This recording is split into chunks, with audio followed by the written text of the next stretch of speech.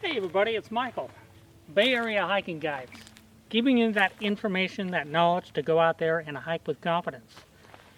And in this video, we're going to be talking about a particular topic. I'm going to get into knowing your limits. That's right, I'm talking about you.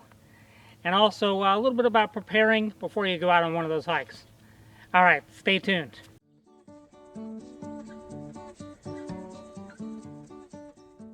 Alright everybody, welcome to the channel. If you're new to the channel, always feel free to like, subscribe, hit that bell down below so you have a little bit of a notification going on there. Well, I'm up here at beautiful Briones. Just an absolutely awesome place to check out. I love it up here, it's just gorgeous. But let's go ahead and get into this topic about knowing your limits and a little bit more about preparing when you're out there on those hikes, because there's some things that I see quite a lot and some things that really might get you into the trouble down the road. So let's start off with knowing your limits. That's the first thing I'm going to discuss here, because this is something that I kind of see quite a bit out there with a lot of folks that are going out on hikes that kind of have, got a little bit too much ego going on before they get in. Sometimes people will kind of look at a mountaintop and they'll be like, all right, well, I'm going to get up there, I'm going to go around here, I'm going to do a little loop there, I'm going to go up that way, I'm going to come down, I'm going to go that way, yes, no problem. I'm like, well, it's 10 miles. And they'll be like, yeah, well, I've done 3. I think I can easily do 10. So this is something you kind of want to know your own limits within what you're doing. To kind of know how far you can go, how much mileage you can do. Don't push yourself too far. Don't want to go out there and hike 10 miles when you typically do 2 or 3 miles. That's something you want to work up to. And I see this quite a bit. I met up with a girl that, well, I didn't meet up with her. She actually was parking her car, and I saw her there, and she was asking me about a particular trail called the 5 Peaks. And I said, well, there's no 5 Peaks on Mount Diablo, but, I'm sure I can assist you if you need help with something. And she says, well, I'm looking for the 5 Peaks Trail, so I'll find it. I said, wait. The 5 Peaks Trail doesn't exist. What you're talking about is something on AllTrails that mentions the 5 Peaks. And that's roughly about 18 miles, and you're doing about roughly 5,000 feet of a cumulative elevation. That's a big one. And she was very eager to go and do it. She definitely had a lot of some fire going on there where she was trying to get rid of some stress or something that she was really, really super angry about.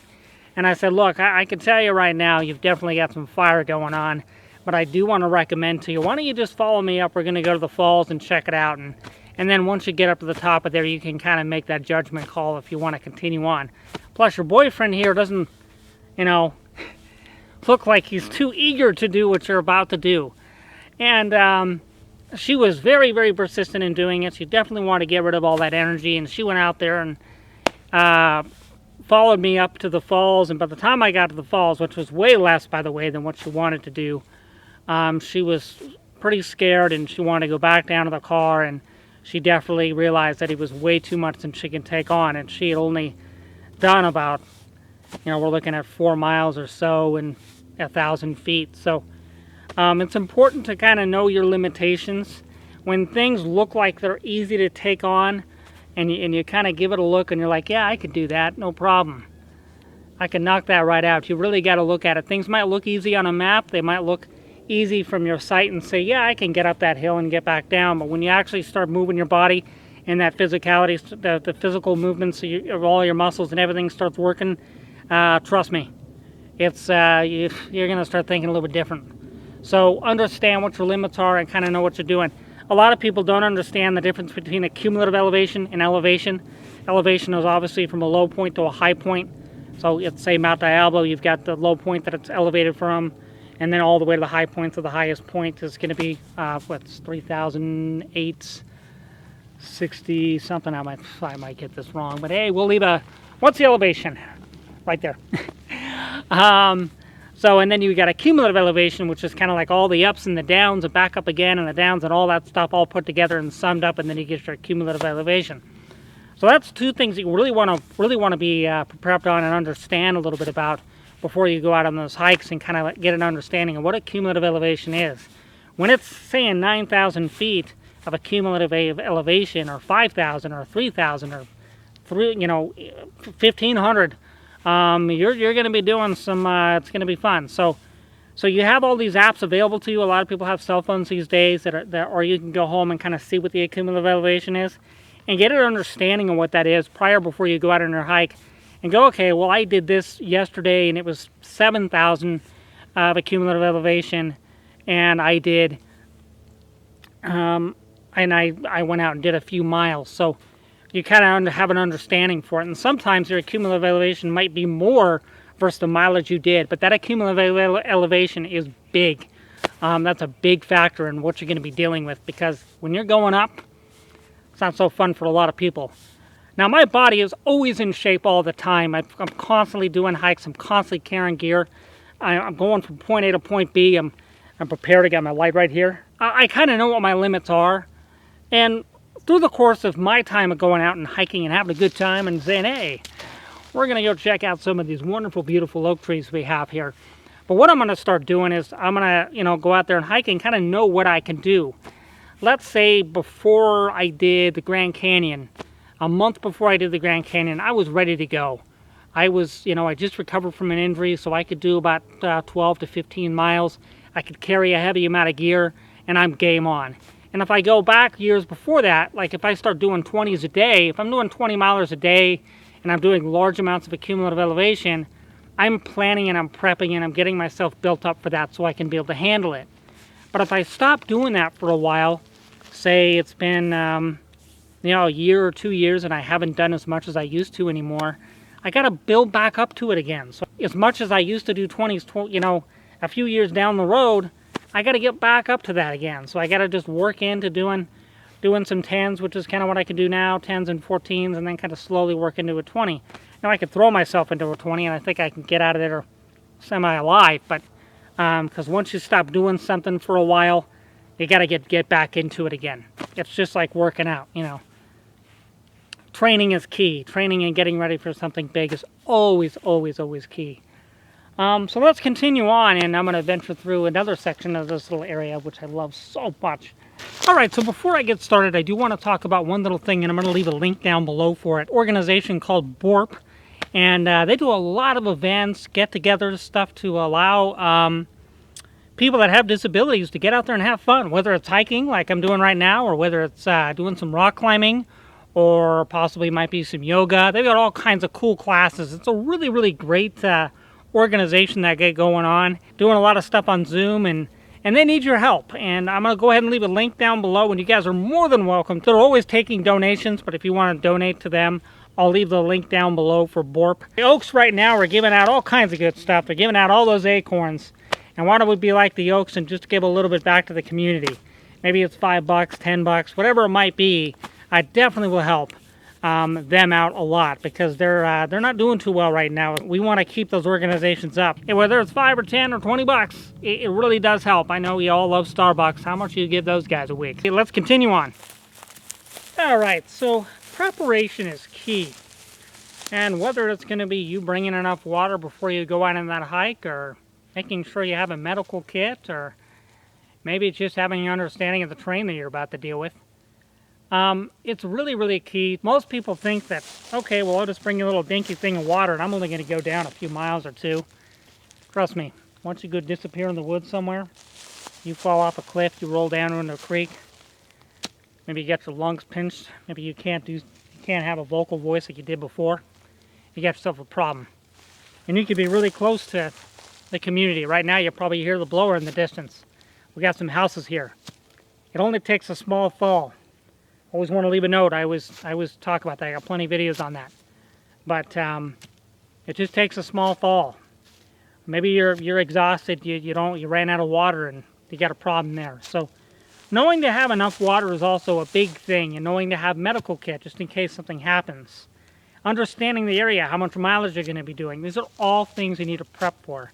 And when you're doing a bigger hike or you're doing a big backpacking trip with a bunch of people, we'll get into that just a little bit. But just being prepared, bring enough water, a little pint of water, a little quart, it's just not enough. And I always bring about 2.5 to 3 liters of water, depending on how much mileage I'm doing. And of course, if you're doing more mileage, you're doing more cumulative elevation, check the weather. It's a big key factor. You want to make sure to have enough water with you, or where the water is going to be down the road if there's water available to you at a certain campground. Places like Mount Diablo, they shut down the water there all the time. I can't stress about that enough. Get water from a creek or somewhere, you want to have a filter system, tablets, something to be able to do that. And being prepped, have enough water, kind of know what you're getting yourself into. Now, when you're with a group, you want to understand the group all as a whole and everybody together, because that's really key to whoever's leading the dang thing. So you want to kind of have an understanding of everybody's strengths and weaknesses and everybody's capabilities, what they can and cannot do, because you don't want to go off of one person and say, well, I can handle this, no problem, so everybody else can too. You get yourself into trouble. So understanding everybody's weaknesses is key. And then have an understanding of what everybody's, maybe they've got special skills or things that they can do. Now, this is a big factor when you're out there backpacking. Maybe someone's a really good navigator. It's that on your trip. Maybe someone knows plants really well. Okay, so they can be able to ID these things just in case you get in a situation where you got to start using them. And they can educate people on the plants, which is a big thing. Maybe you got someone that really, maybe someone's a nurse and they know how to take care of somebody if they're hurt. When I do a lot of these hikes or big massive trips, I'm studying everything as best as I can. The terrain, the situation, the plants, what we're going to be doing with, the elevation, where we're going to be at certain days, and who's weak, who's strong, who needs a little bit more work in certain areas, how much gear we're going to be carrying, is there water available. These are all things that I'm taking into account. Even though I might look like an action figure, broken seal action figure, I do make mistakes. You can't cover everything. Stuff does happen. But that's why you got a medical pack. You got enough water just in case that stuff happens. But we did the Grand Canyon, and this guy I was with, that we had met up at the top, he was like, oh yeah, so we got to do Devil's Corkscrew. And I'm like, Devil's what? So I was not aware of that going down. It threw me a curveball, threw a wrench at me. So we got the situation under control, right, Beth? So thank you guys so much for watching. I really appreciate it. What is that in the tree? What the hell? All right, guys. Well, I appreciate it so much. You all take care and have a wonderful day. And always feel free to subscribe, like this channel. We're going to try to pump stuff out every 2 weeks as much as I can. I've been a little bit busy with work. I'm taking on a little bit more of a caseload. But I'm not overwhelmed. Plus, Halloween's coming up. Hey, when you're out there trick-or-treating with your kiddos, you make sure that you have enough water. Because I remember when I was a kid running around trying to get more candy than the other guy, I always was thirsty. I can only tell my young self now. I have got a whole bunch of blue on. Just look at this blue. Well, if a chopper's coming, it can see me right away. Just fix this problem. Oh yeah, that definitely solved the problem. Now they got the mosquitoes, they're not going to be able to get me now. Unpenetrable. I look like the Lone Ranger. There we go. Oh, I probably need my glasses, but then if I have my glasses on, I don't look cool. Has it really a better appearance? I mean, really, is that what's going on here? Find out what this thing is in the tree. It looks like a piñata. I'm getting a little spooky here.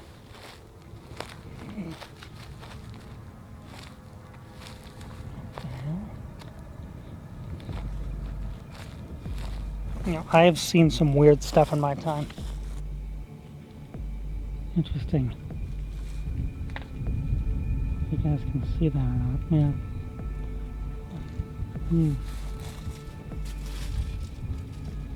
Alright, if everybody knows what this is, leave a like down below.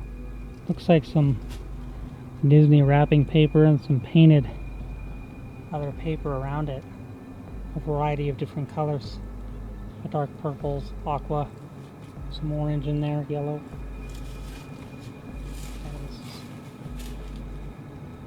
What is this thing? That looks like some kind of remote.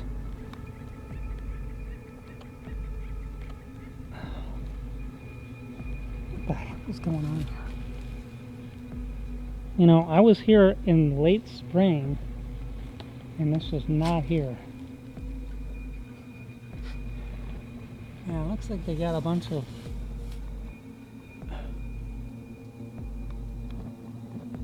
plastic bags wrapped around it.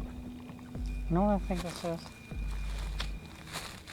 It looks like it's very crafty, and it's definitely material maybe someone would get that's homeless. Maybe that's something to symbolize something for them, I'm not sure.